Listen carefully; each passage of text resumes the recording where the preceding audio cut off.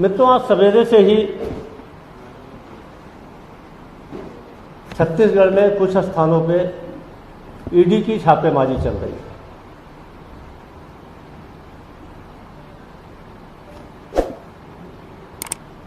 छत्तीसगढ़ में भारतीय जनता पार्टी कांग्रेस की सरकार का, मुख्यमंत्री श्री भूपेश बघेल का राजनीतिक रूप से मुकाबला नहीं कर पा रही है, तो ईडी को उसने आगे किया हुआ है।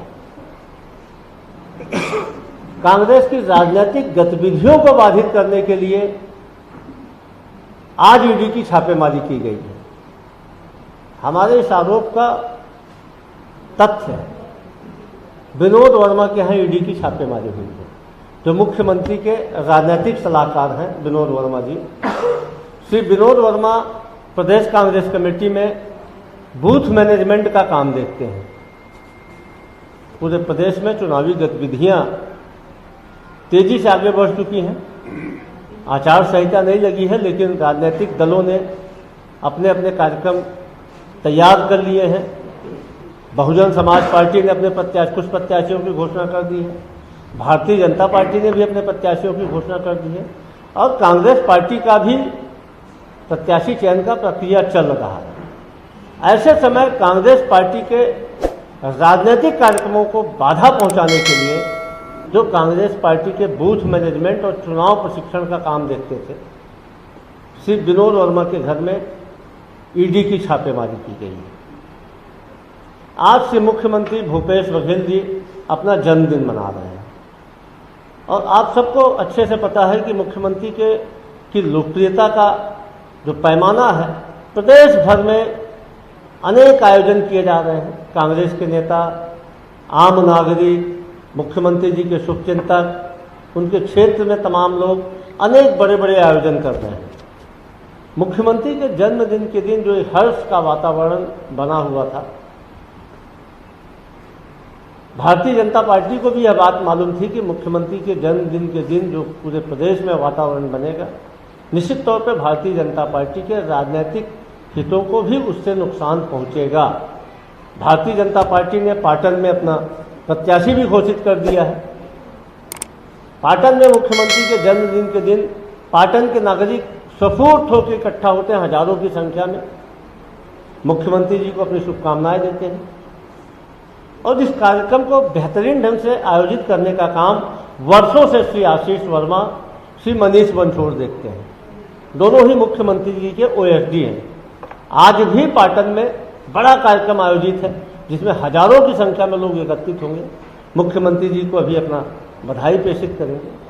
तो उस कार्यक्रम को बाधित करने के लिए मुख्यमंत्री के ओएसडी आशीष वर्मा और मनीष बंछोड़ के यहाँ ओएसडी ईडी पहुंच गई है। मुख्यमंत्री जी के पारिवारिक मित्र विजय भाटिया के भी यहाँ ईडी आई है। मित्रों, कुछ सवाल मैं आपके सामने खड़ा करना चाहता हूं कि जब जब इस प्रदेश में राजनीतिक गतिविधियां तेज होती है, तब तब ही ईडी का आना क्या यह संयोग मात्र है? एक बार हो सकता संयोग, दो बार हो सकता संयोग, लेकिन बार बार जो संयोग हो रहा है, ये सीधे सीधे भारतीय जनता पार्टी की साजिश है। कांग्रेस का 85वां अधिवेशन जब हो रहा था, तो उस समय उस अधिवेशन को बाधित करने के लिए कांग्रेस पार्टी के कोषाध्यक्ष, यह किसी से छुपा हुआ नहीं है, किसी भी राजनीतिक दल का कोषाध्यक्ष सबसे महत्वपूर्ण पद होता है, और कोई भी कार्यक्रम होगा तो बिना कोषाध्यक्ष की सहभागिता से कार्यक्रम सफल भी नहीं होता है। यहाँ तो कांग्रेस का 85वां राष्ट्रीय अधिवेशन चल रहा था, उस समय छत्तीसगढ़ के कांग्रेस के कोषाध्यक्ष के यहाँ ईडी की छापेमारी की गई।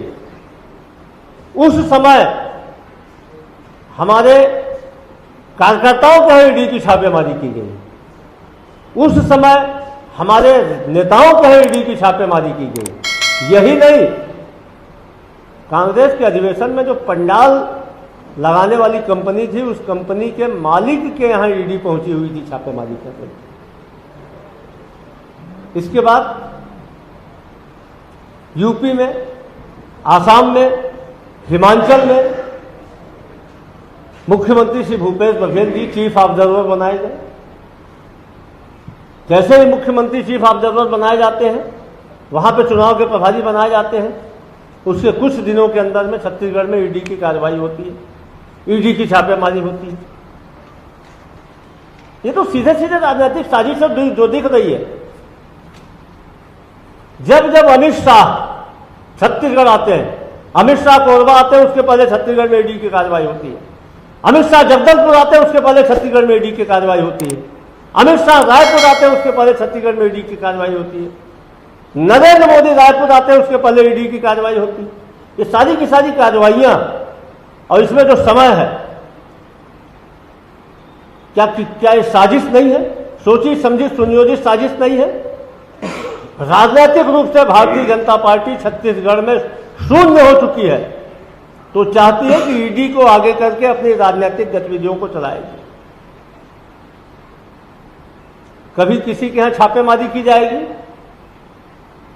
छापेमारी करने के 2 महीने बाद उसकी संपत्ति को जब्त करने की कार्रवाई की जाएगी, उसकी जब्ती के 3 महीने बाद उसकी गिरफ्तारी की कार्रवाई की जाएगी, उसकी गिरफ्तारी के लगभग 1 महीने बाद में चालान पेश करने की कार्रवाई की जाएगी।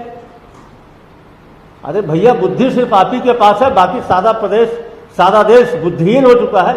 ये कार्रवाइयां इसलिए की जाती है ताकि समय समय पे इन कार्रवाइयों के बारे में मीडिया फुटेज चलते रहे, मीडिया को समाचार मिलते रहे, और ईडी की कार्रवाई के बारे में कुछ न कुछ छपते रहे। कुल मिलाकर प्रदेश सरकार के खिलाफ 1 पैसे का भी राजनीतिक षड्यंत्र का आरोप, 1 पैसे का भी भ्रष्टाचार का आरोप भारतीय जनता पार्टी नहीं लगा पाई है।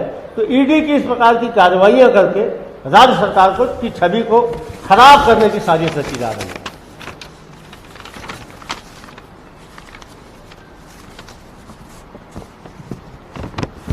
साथियों, यदि वास्तव में ईडी इस प्रकार का मनी लॉन्ड्रिंग की केस की जांच कर रही है, तो पिछले 15 साल में इस प्रदेश में बड़े बड़े घोटाले हुए। इस प्रदेश के मुख्यमंत्री स्वयं होकर ईडी के डायरेक्टर को चिट्ठी लिखते हैं, प्रधानमंत्री को चिट्ठी लिखते हैं मुख्यमंत्री कि छत्तीसगढ़ के जो 36,000 करोड़ का नान घोटाला है, इसकी भी ईडी से जांच करवाई जाए। 6200 करोड़ रुपए का जो चिटफंड घोटाला है, इसकी भी ईडी से जांच करवाई जाए। पनामा पेपर का जांच हुआ, इसमें छत्तीसगढ़ के अभिषेक सिंह को क्यों बख्श दिया गया, इसकी भी जांच ईडी कर ले। जहां पे पुख्ता प्रमाण है, उस पर आप जांच करने पे डर रहे हैं, और सुनी सुनाई बातों के आधार पे, मनगढ़ंत कार्रवाइयों के आधार पे छत्तीसगढ़ में आप ईडी की कार्रवाई कर रहे हैं। भारतीय जनता पार्टी के नेता ईडी की कार्रवाई के पहले बयान देते हैं, और ईडी अपनी कार्रवाई के 1 हफ्ते बाद जो प्रेस नोट जारी करता है, भारतीय जनता पार्टी के बयानों की हूबहू नकल जारी करता है। यह भी सहयोग है। तो कुल मिलाकर छत्तीसगढ़ में भारतीय जनता पार्टी हमारा राजनीतिक रूप से मुकाबला नहीं कर पा रही है, इसलिए वो ईडी के साथ मिलकर षड्यंत्र कर रही है, सरकार की छवि को खराब करने का काम कर रही है। लेकिन साथियों, सांच को आंच नहीं, छत्तीसगढ़ की जनता बेहतर ढंग से देख रही है। ये जितना ईडी की कार्रवाई करेंगे, हम उतना ज्यादा मजबूत होंगे। जनता का भरोसा कांग्रेस सरकार के प्रति उतना ज्यादा बढ़ेगा। एक किसान पुत्र को परेशान करने की साजिश की जा रही है, एक पिछड़ा वर्ग के मुख्यमंत्री को परेशान करने की साजिश की जा रही है, एक ऐसा मुख्यमंत्री जो गरीबों के बारे में सोचता है, जो मजदूरों के बारे में न्याय योजना लागू करता है, जो आदिवासियों की 65 से अधिक वनोपज खरीदी का काम करता है, जो अपने किसानों को 2640 रुपए धान की कीमत देता है, जो प्रति एकड़ 20 कुंटल धान खरीदी का संकल्प लेता है, जो इस वर्ष 125 लाख मीट्रिक टन धान की खरीदी का संकल्प लेता है, उस मुख्यमंत्री से भयभीत भारतीय जनता पार्टी ईडी की छापे